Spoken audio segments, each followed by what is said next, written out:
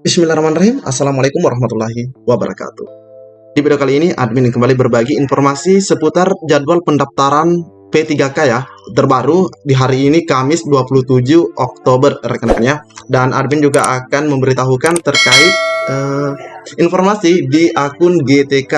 Jadi silahkan disimak saja videonya dengan baik, jangan di skip agar rekan-rekan itu tidak salah dalam memahami informasi yang admin bagikan. Jika ada suara-suara berisik, abaikan saja rekan-rekan ya. Info di video ini lebih menarik untuk kita simak bersama-sama.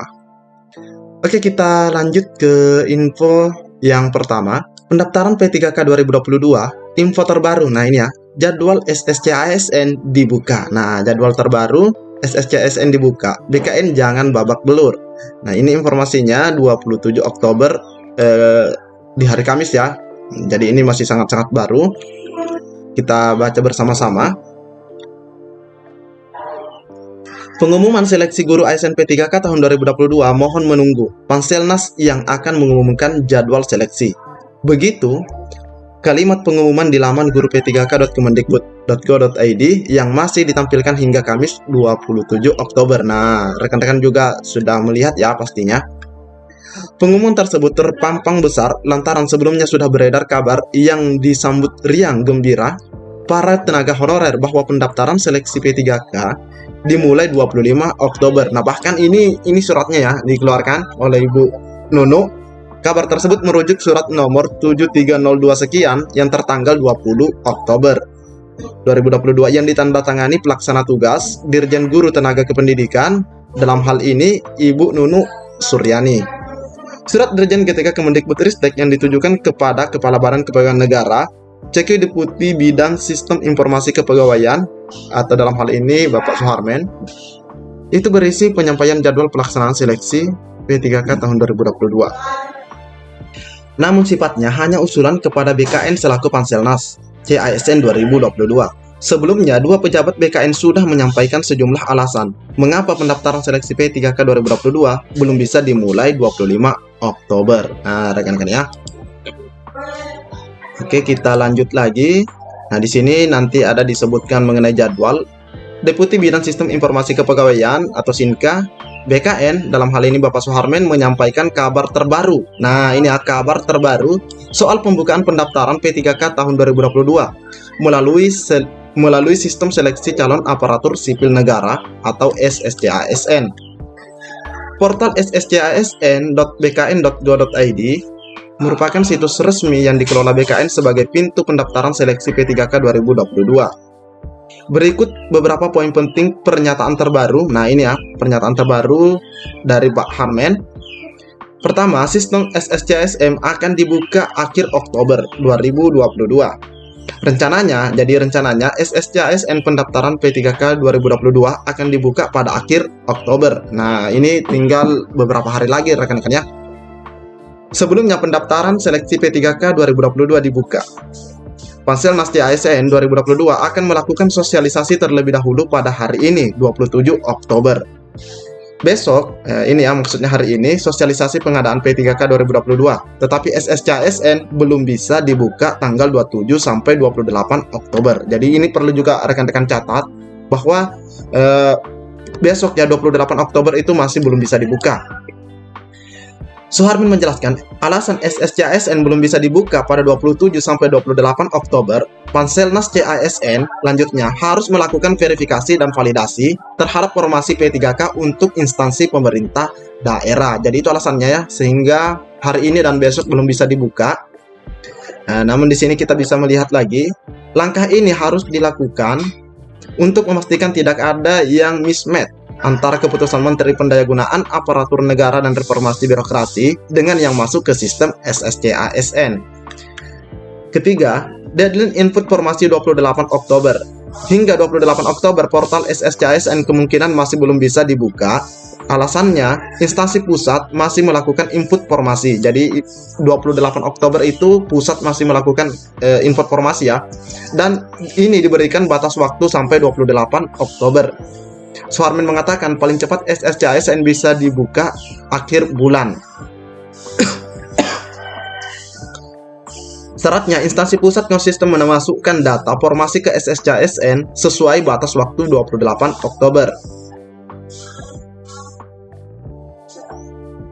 Kalau sudah diinput instansi pusat, maka dilakukan verbal formasi pusat dan baru bisa dibuka insya Allah. Nah, ini 31 Oktober SSCASN dibuka, kata Pak Harmen. Nah, ini kan makanya diberikan cut off ya, jadwal penginputan 28 Oktober. Jadi 29, 30 sampai 31 itu, dan 31-nya sudah mantap. Nah, seperti itu rekan-rekan ya. Keempat, jangan sampai BKN babak belur.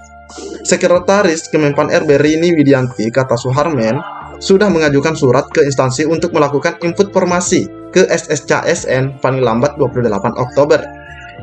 Deputi Suharmen berharap seluruh instansi penyelenggara P3K 2022 konsisten mematuhi tenggat waktu tersebut. Nah, ini juga harusnya daerah ya, baik instansi pusat maupun daerah harus memperhatikan betul jadwal yang sudah diberikan ini, karena ini kasihan juga rekan-rekan yang sudah lama menunggu.